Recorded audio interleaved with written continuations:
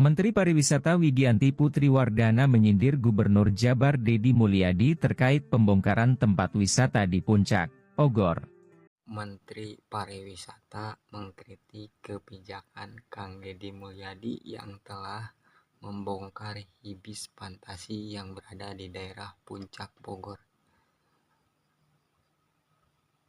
Entah apa yang ada dalam pikiran beliau, saya juga nggak ngerti ya. Yang katanya prihatin karena telah membongkar secara sepihak. Ibu kenapa? Apa sebenarnya ada yang ada dalam pikiran ibu? Beliau juga mengatakan ya bahwa investor itu harus memiliki legalitas yang seperti apa, legalitas yang macam mana. Ya kalau legalitasnya minta izinnya dibangun di area yang tidak seharusnya seperti Puncak, itu kan hutan lindung yang harusnya dihijaukan, jangan dibuat bangunan apalagi seluas itu. Yang awalnya izin yang diizinin 4 hektar kalau nggak salah, nah yang dibangun hampir 11, bahkan katanya lebih. Ya prihatin sebelah mananya bu, pusing saya aja yang lulusan SMP, bahkan ijazahnya belum sempat keambil sampai sekarang. Ya itu nggak boleh, emang nggak boleh, itu kan jalur hijau. Ya kalau misalkan atas bukitnya dibikin bangunan luas, gunung-gunungnya dibabat, ya ntar kalau hujan gimana, turun banjir siapa yang susah? Rakyat kecil. Sedangkan investor tumpang kaki bisa kemana-mana, naik mobil mewah, fasilitas serba ada. Yang ini kebanjiran teriak-teriak, minta bantuan ke siapa? Apa ia harus ngejar-ngejar investor? Kan kagak. Entahlah. Ini teman-teman lihat cuplikannya ya, cuplikan pidato beliau. Mudah-mudahan ini menjadi sebuah pembelajaran ya, bahwa kita tuh mengkritik harus secara logis ya. Mengkritik boleh, tapi harus membangun, jangan membela salah satu pihak. Ini dia cuplikan videonya teman-teman. Ya, dari Kementerian Pariwisata kami sejujurnya prihatin dengan situasi ini, dan kami terus melakukan monitoring terhadap perkembangan situasinya. Nah, tapi tentunya kami selalu menghimbau bahwa pelaku usaha wajib memastikan legalitas usaha mereka masing-masing. Menurut pandangan kami, pembongkaran ini tidak boleh sebenarnya dilakukan secara sepihak, terlebih jika legalitas suatu usaha sudah diurus dengan sah. Pembongkaran sepihak bisa menjadi sebuah presiden buruk bagi iklim investasi atau berusaha di Indonesia.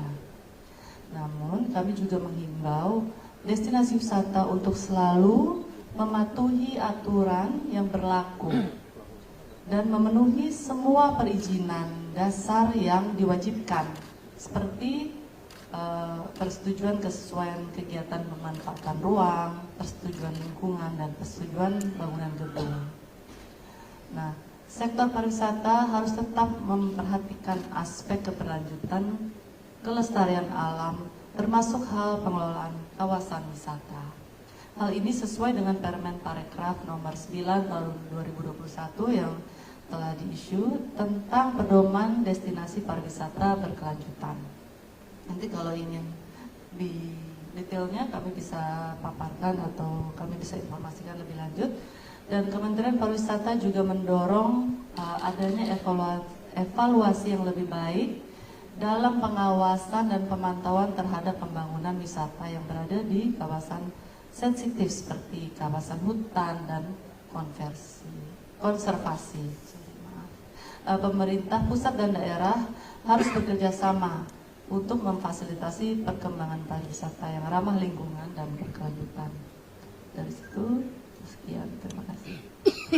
So I understand that the ministry, the Indonesian cabinet and ministry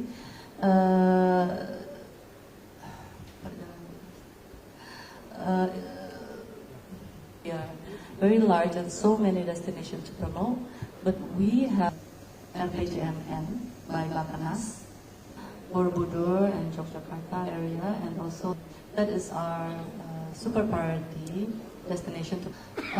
Kampanye di Jakarta aja itu dari Deputi Promosi nanti bisa menjelaskan kampanye programnya seperti apa saja, karena tentu Jakarta itu destinasi yang cukup indah juga, jadi supaya beda gitu, kita ingin mempromosikan Jakarta supaya wisatawan dari luar daerah yang terdekat bisa datang karena kami memiliki banyak destinasi seperti museum-museum, galeri, bisa berbelanja, dan restoran juga luar biasa banyaknya. Jadi itu program kami nanti akan dielaborasi oleh Ibu Deputi, Bu Made. Mengenai penurunan okupansi hotel, tadi kami sudah bahas di topik sebelumnya.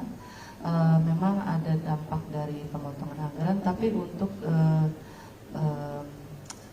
hotel-hotel bintang 3 dan 4 ya.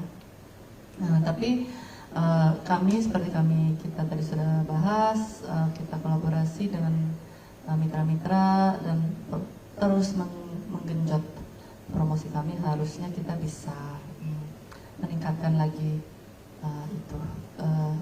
okupansi. Tapi bukan karena program wisata di Jakarta saja, bukan program itu yang membuat destinasi okupansi rate-nya itu turun itu. Terima kasih dari Ibu. Nah itu dia cuplikannya pidato beliau bahwa pokoknya intinya mah menyindir lah ya. Sekali lagi ya, buat Kang Dedi, tetap semangat Kang. Jutaan masyarakat yang peduli lingkungan akan terus mendukung dan memberi support penuh kepada Kang Dedi. Pokoknya buat dulur-dulurku dimanapun kalian berada, cintai lingkungan, cintai alam. Bila kita mencintai alam dan menjaga alam, insya Allah alam pun akan menjaga kita. Terima kasih. Wassalam.